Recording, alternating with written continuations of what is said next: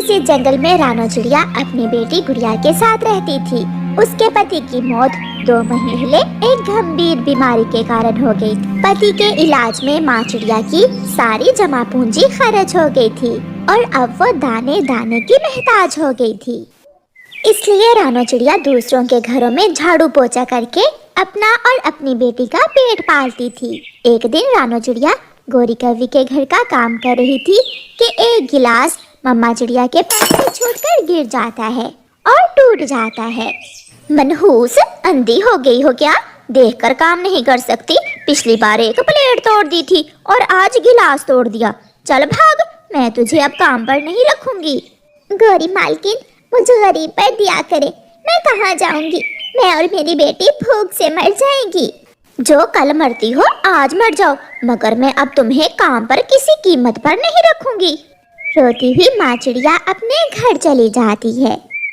अपनी माँ को रोता हुआ देखकर उसकी बेटी गुड़िया कहती है, माँ क्या हुआ है? आज आप इतना रो क्यों रही हैं? गुड़िया बेटी, मालकिन गौरी ने आज मुझे काम से निकाल दिया है। अब हम माँ बेटी क्या करेंगी? कुछ दिन ऐसे ही गुजर जाते हैं। माँ चिड़िया को कोई भी काम नहीं मिलता। फिर थक हार कर माँ चिड़िया अपना कुछ सामान लेती है और अपनी बेटी गुड़िया को साथ लेकर अपनी माँ वाले जंगल चल देती है। रास्ते में वो पानी पीने नदी के पास रुकती है। माँ, और कितना दूर है नानों का जंगल? मैं तो थक गई हूँ। बेटी, वो जो बड़े पेड़ नजर आ रहे हैं, उन पेड़ों के दूसरी ओर है तेरी नानों का घर। वो दोनों माँ बेटी फिर से उड़ती हैं और वो दोनों दूसरे जंगल पहुँच जाती हैं। गुड़िया अपनी नानों का घर देखकर बहुत खुश होती है। वाह माँ, नानों का घर तो हमारे घर से भी ज्यादा सुंदर है। फिर मामा चिड़िया दरवाजे पर दस्तक देती है।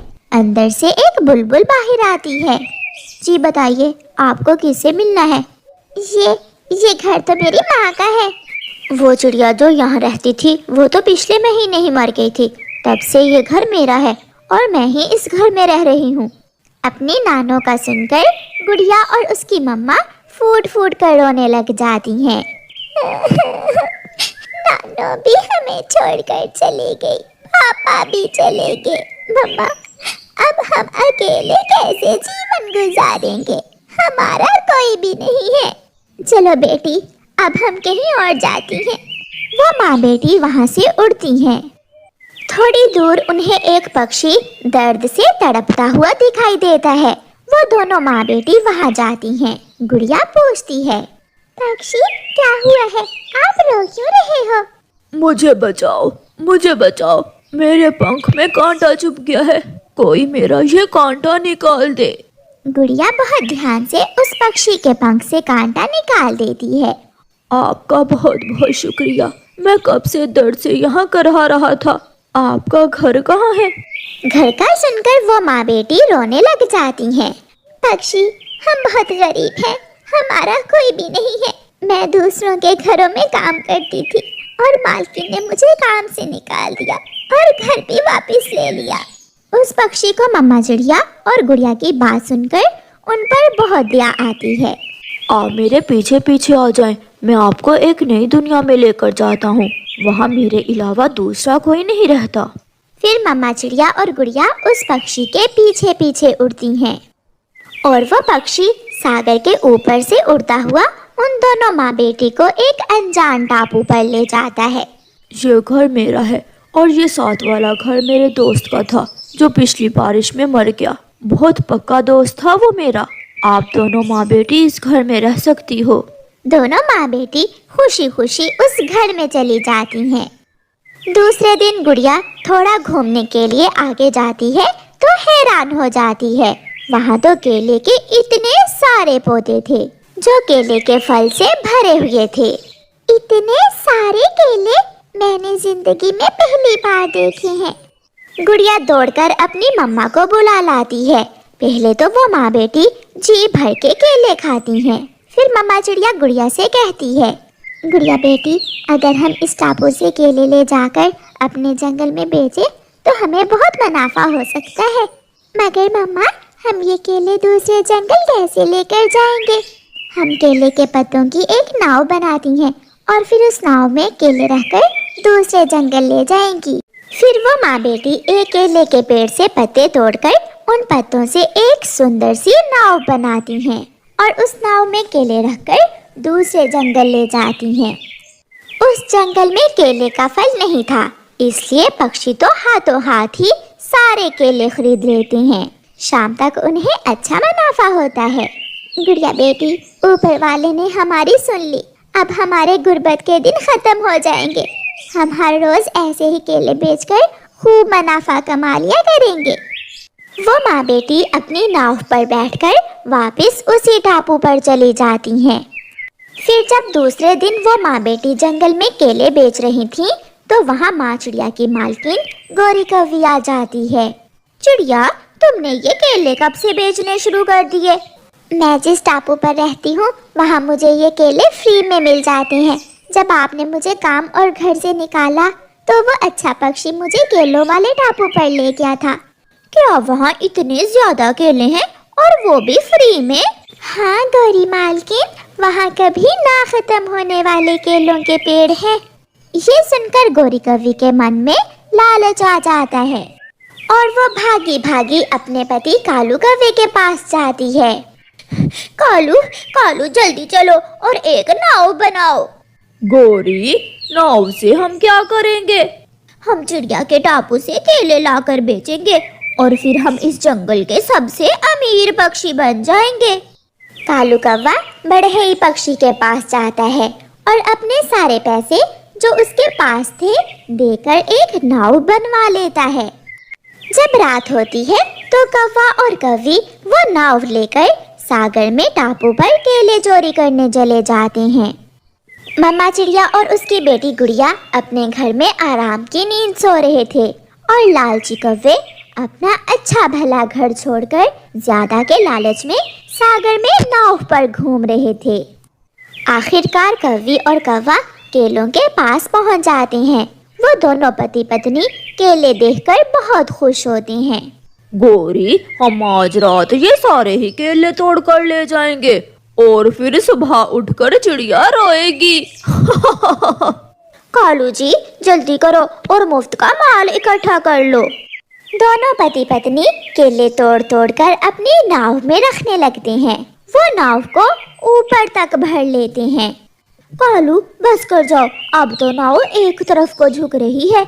2-4 मैं अपने सर पर भी उठा लेता हूँ और एक गुच्छा तुम भी अपने सर पर रख लो। फिर वो वापस जाते हैं। जब उनकी नाव बीच सागर के पहुंचती है तो ज्यादा बोझ होने के कारण उनकी नाव सागर में डूब जाती है और लालची और बुरे कौवे अपने लालच के कारण सागर में डूबकर मर जाते हैं। प्यारे दोस्तों, इसलिए तो कहते हैं कि लालच बुरी भला होती है।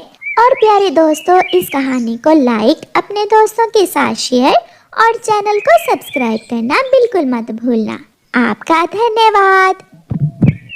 चिड़िया का एक आम का पेड़ था। आम के उस पेड़ ने चिड़िया का बहुत साथ दिया था। चिड़िया अपने आम के पेड़ से मीठे मीठे आम तोड़ती और उन्हें मंडी में बेचकर अपने घर का गुजारा करती थी। समय के साथ साथ आम का वो पेड़ कमजोर होता गया। वो पेड़ सूख रहा था और फिर एक दिन चिड़िया का वो आम का पेड़ पूरी तरह सूख जाता है। मेरा आम का पेड़ सूख गया।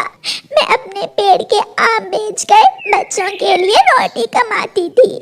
अब मैं क्या करूंगी? मैं कैसे अपने बच्चों को खाना कमा कर दूंगी? चिड़िया अपने सूखे हुए आम के पेड़ के पास बैठी रो रही थी। फिर दूसरे दिन चिड़िया अपने बच्चों के साथ अपने घर के बाहर बैठी हुई थी कि वहाँ तोता आ जाता है। चिड़िया रानी, क्यों उदास बैठी हो? तोते भैया, मेरा आम का पेड़ सूख गया है। अब मैं सोच रही हूँ कि क्या काम करूँ जिससे मैं अपने बच्चों के लिए दाना कमा सकूँ। एक रास्ता बंद तो 100 रास्ते खुले होते हैं चिड़िया। आप अपने आम के पेड़ को काटकर उससे नाव बना लो। नाव को सागर में चलाओ और पक्षियों को एक जगह से दूसरी जगह लेकर जाओ। ये आइडिया सबको पसंद आएगा और तुम्हारा धंधा भी चल पड़ेगा। चिड़िया को मिठू तोते की ये बात बहुत पसंद आती है। मिठू भैया बहुत बहुत धन्यवाद, आपने मुझे कोई राह तो दिखाई। मम्मा मैं कुल्हाड़ा लाती हूँ और मैं काम में आपकी मदद करूँगी। फिर गुड़िया घर से कुल्हाड़ा ले आती है। वो माँ बेटी अपने सूखे आम के पेड़ को काटने लगती हैं। चिड़िया अपने लिए नाव बना लेती है और उसे सागर में चलाने लगती है। चिड़िया बहन, मुझे बांसों वाले टापू पर जाना है, कितने पैसे लोगी? कबूतर भैया जो मन चाहे वही दे देना, आप बैठें। ऐसे चिड़िया को अच्छा मुनाफा होने लगा था। चिड़िया के पड़ोसी कौवे चिड़िया की इस सफलता से बहुत जलते थे। कालू, चिड़िया ने तो सूखे पेड़ के आम से ही फायदा ले लिया। जितनी कमाई वो कर रही है, कुछ ही दिनों में वो हमसे बड़ा घर बना लेगी। चिड़िया को तो बड़ा घर मैं नहीं बनाने दूंगा, चाहे उसके लिए मुझे कुछ भी करना पड़े। मेरा सुंदर पति। कालू जी किसी तरह तुम उस चिड़िया की नाव को तोड़ दो। नाव तो टूटेगी ही, साथ में चिड़िया भी मरेगी। फिर उस रात कालू कौवा अपने घर से निकलता है। वो सीधा सागर पर जाता है और चिड़िया की नाव में एक छेद कर देता है। अब टूटेगी चिड़िया की नाव और डूबेगी चिड़िया। मेरी पत्नी गोरी खुश हो जाएगी। सुबह हो जाती है। मम्मा मैं भी आपके साथ जाऊंगी। ठीक है बेटी, आप खाने वाला टिफिन उठा लो। फिर वो दोनों माँ बेटी अपने काम पर चली जाती हैं। काफी इंतजार करने के बाद भी अभी तक कोई पक्षी नाव में बैठने के लिए नहीं आया था।